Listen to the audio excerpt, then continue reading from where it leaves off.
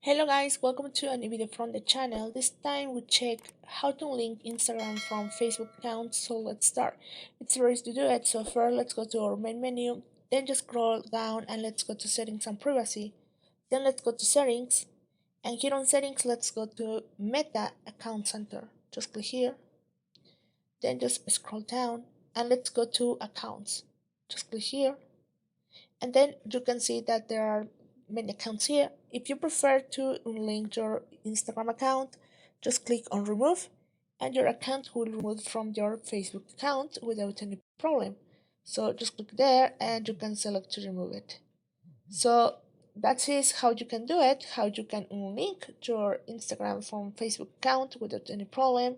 I hope this video works for you. Thank you for watching this video.